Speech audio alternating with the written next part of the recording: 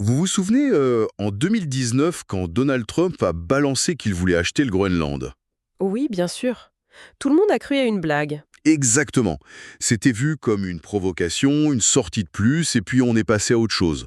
Sauf que, voilà, on est en janvier 2026, et là, plus personne ne rigole. Non, parce que ce qui était une idée folle est devenu un axe, un vrai axe stratégique de son second mandat. Le style est toujours aussi brutal, Oui, mais l'action derrière, elle, est devenue très méthodique. c'est ça la différence. En 2019, il lançait un ballon d'essai. En 2026, il exploite une situation bien réelle. Le Groenland, ce n'est plus une anecdote, c'est un des points chauds du globe. Pour décortiquer tout ça, on va s'appuyer sur un livre vraiment passionnant, La glace du Groenland et le deal de Donald Trump. Ce qui est génial, c'est le regard de l'auteur. Ah oui, c'est très particulier. C'est un seigneur marocain à la retraite, donc il observe ça de très loin, sans aucun filtre institutionnel. Et pour lui, c'est le symbole parfait de la grande collision de notre temps, le droit face à la puissance brute. Exactement. Et notre objectif ici, ce n'est pas de juger si Trump a raison ou tort, c'est de comprendre les forces profondes, tectoniques qu'il a révélées. Pourquoi cette immense île de glace est devenue si cruciale. Alors, allons-y. Première chose à rappeler, et c'est fondamental, le Groenland, ce n'est pas une page blanche. Non, loin de là. C'est une terre habitée depuis plus de 4000 ans par les peuples inuits. Et leur rapport au territoire n'est rien à voir avec le nôtre. Le livre insiste là-dessus, ils ne possédaient pas la terre, ils la parcouraient, ils la lisaient. C'est une nuance essentielle. Leur gouvernance était basée sur la coopération, sur l'adaptation, pas sur la conquête ou la délimitation de frontières. Et c'est là-dessus que la souveraineté danoise est venue se greffer. Très lentement d'ailleurs, non? Oui, très lentement, sans grande conquête militaire. C'était une sorte de colonisation administrative qui a créé une dépendance structurelle, presque en douceur. En douceur au début, mais ça a changé au XXe siècle avec ce que l'auteur appelle la modernisation forcée. Oui, et ça a laissé des cicatrices. Dans les années 50, 60, Copenhague a en gros décidé de sédentariser les populations. On a regroupé les gens dans des villages plus grands, dans des immeubles. On les a arrachés à leur mode de vie traditionnel. Voilà. Officiellement, c'était pour le progrès, la santé et l'éducation. Mais ça a été vécu comme un traumatisme, une perte de repères. Et ça a instillé une méfiance durable envers tout ce qui vient de l'extérieur. Ce qui nous amène à un paradoxe aujourd'hui. D'un côté, le Groenland a une autonomie très large. Très large, oui. Depuis 2009, le gouvernement local à Nuuk gère quasiment tout. L'éducation, la santé et surtout les ressources naturelles. Sauf la défense et la politique étrangère.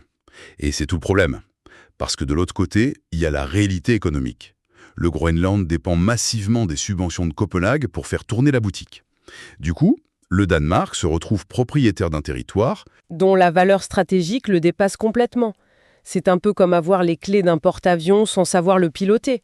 Le Danemark a la souveraineté juridique, mais pas la puissance pour la défendre face aux appétits des géants. Et ces dimensions stratégiques, elles ne datent pas d'hier. Elles explosent pendant la Seconde Guerre mondiale. Ah oui, c'est le grand tournant. Le Danemark est occupé par l'Allemagne, et les Américains comprennent immédiatement que le Groenland est un verrou pour l'Atlantique Nord. Ils n'attendent pas. Pas une seconde. Dès 1941, ils installent des bases. Pour eux, c'est vital. Et le point clé, c'est qu'après la guerre, ils ne sont jamais vraiment partis. L'ennemi a changé, mais la géographie, elle, est restée la même. Parfaitement résumé. L'URSS remplace l'Allemagne nazie. Et le Groenland, c'est le balcon parfait pour surveiller les missiles soviétiques passant par le pôle. C'est là qu'ils installent la fameuse base de Thulé, Pituffik aujourd'hui. Les yeux et les oreilles du commandement américain? Exactement. Pour Washington, le Groenland, ce n'est pas un pays, c'est une plateforme, un porte-avions insubmersible. Et les habitants dans tout ça? Ben, Ils n'ont pas eu leur mot à dire, j'imagine. pas du tout. Des villages entiers ont été déplacés pour agrandir la base.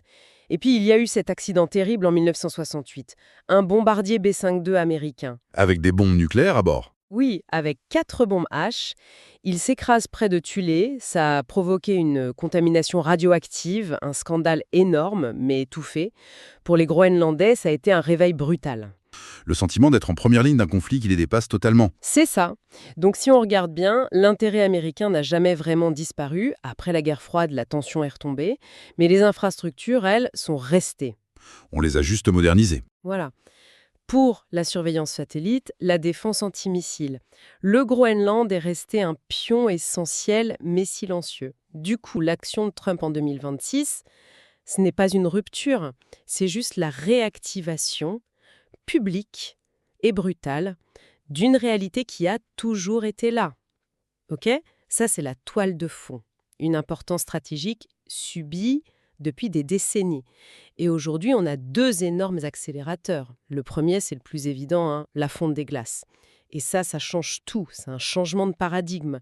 L'Arctique, qui était une barrière, un cul-de-sac, devient un corridor. On parle des nouvelles routes maritimes, le passage du Nord-Ouest. Oui, et la route du Nord côté russe. Ça raccourcit les distances entre l'Asie, l'Europe et l'Amérique de milliers de kilomètres. Le Groenland, hier au bout du monde, se retrouve au centre de tout. C'est le premier accélérateur. Et le second, c'est ce qu'il y a sous la glace, ce que la fonte révèle. Un sous-sol qui fait rêver beaucoup de monde. Et là, il y a un mot qui revient tout le temps, les terres rares. Alors les terres rares, on en entend parler sans arrêt, mais concrètement, pourquoi c'est si stratégique ? Parce que sans ces métaux, il n'y a pas de technologie moderne.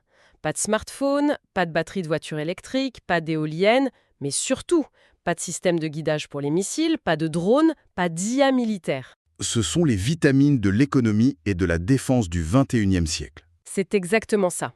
Et le problème, le gros problème pour l'Occident, c'est que la Chine contrôle aujourd'hui quasiment toute la chaîne de production. Donc trouver une autre source, c'est une question de sécurité nationale. C'est même une obsession. Et les gisements potentiels du Groenland sont parmi les plus gros connus hors de chaîne.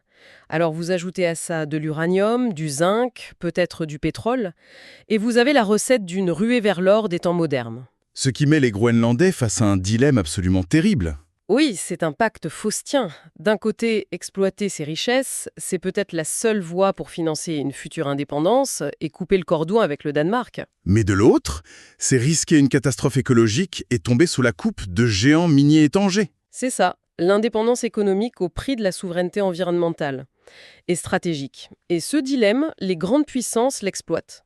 On assiste à une sorte de ruée silencieuse. Alors, qui est autour de la table dans cette ruée ? D'abord, la Chine. Elle avance avec son carnet de chèques.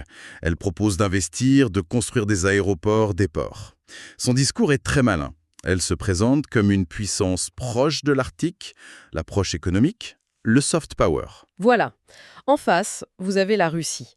Là, c'est une autre ambiance. Le hard power. Carrément. La Russie a rouvert des dizaines de bases militaires de l'ère soviétique. Pour Moscou, l'Arctique, c'est son précaré, sa profondeur stratégique. Donc elle y montre ses muscles, sans complexe. Et au milieu de tout ça, les États-Unis de Trump 2.0. Eux, ils sont passés en mode verrouillage. Fini la subtilité. Ils voient un projet minier avec des capitaux chinois.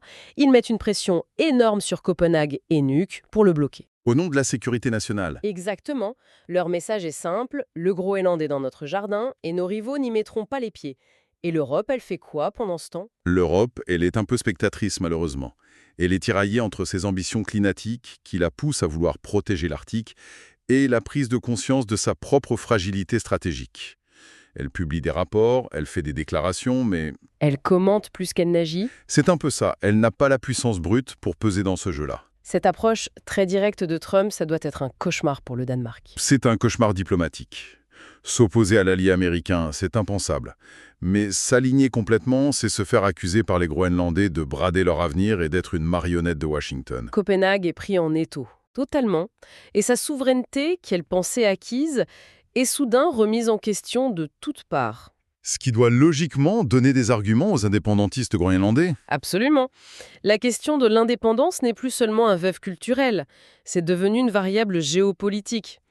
Juridiquement, c'est possible, hein, l'acte d'autonomie de 2009 le prévoit, mais l'obstacle, on y revient toujours, c'est l'argent.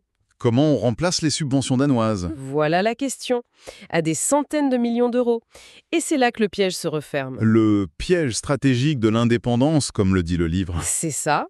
Option 1, l'indépendance est financée par les mines. Le Groenland devient alors dépendant d'un consortium chinois ou autre. Le drapeau change, mais les décisions se prennent à Shanghai ou à Melbourne. Option 2, l'indépendance est garantie par un accord de sécurité avec Washington. Et dans ce cas, les États-Unis payent les factures en échange d'un contrôle quasi total sur le territoire. La souveraineté juridique est là, mais l'autonomie réelle... est quasi nulle. En gros, soit on dépend des Danois, soit des Chinois, soit des Américains. L'autonomie réelle semble une illusion. C'est toute la complexité de la situation. Le Groenland est trop stratégique pour qu'on le laisse tranquille et peut-être trop fragile pour être vraiment souverain dans ce nouveau grand jeu. C'est une aspiration légitime, la fin d'un cycle colonial, mais ça pourrait être un saut dans un vide encore plus dangereux. Alors, si on essaie de synthétiser, le Groenland, c'est bien plus qu'une simple histoire de territoire, on dirait un miroir de notre époque. C'est exactement ça. C'est un laboratoire à ciel ouvert, un endroit où le changement climatique n'est pas une théorie, mais un multiplicateur de rivalité immédiat. Il révèle des ressources qui attisent la compétition, qui fait ressurgir la puissance brute. Mais Trump, dans tout ça? Donald Trump n'a rien créé. Il a juste mis un nom sur cette dynamique, sans le vernis diplomatique. Il a mis les pieds dans le plat, tout simplement. Et le livre se termine sur une pensée finale, une hypothèse assez dérangeante. Il revient sur l'idée de départ, le rachat. Oui, et il pose une question. Et si cette proposition la plus choquante, celle qui a fait hurler tout le monde, n'était en fait qu'une tactique? Attends, tu veux dire que c'était juste un écran de fumée? Pas un écran de fumée, un levier. C'est une technique de négociation. On met sur la table une demande tellement énorme, tellement inacceptable, qu'elle change complètement le cadre de la discussion. Et ça l'idée d'un rachat? D'autres options, qui auraient semblé inacceptables en temps normal, deviennent soudain des compromis raisonnables. Comme quoi, par exemple? Comme l'élargissement permanent des bases, la location à très long terme de certaines zones, ou un nouveau traité de défense qui lierait le Groenland aux États-Unis de manière quasi exclusive, en échange d'un soutien économique. Des choses qui auraient été refusées net quelques années plus tôt. Exactement. Mais après le choc de la proposition de rachat, ça peut passer pour un moindre mal. C'est diabolique comme stratégie. C'est l'hypothèse. La provocation sur le rachat n'avait peut-être pas pour but d'aboutir, mais de rendre possible d'autres formes de contrôle, plus subtiles, mais tout aussi durables. Pendant que les éditorialistes s'indignaient, les options bien plus réalistes avançaient en coulisses. Donc le vrai deal de Trump? N'était peut-être pas l'achat lui-même, mais tout ce que le bruit autour de l'achat a permis de négocier dans l'ombre. Pendant qu'on débattait de l'impossible, le possible avançait.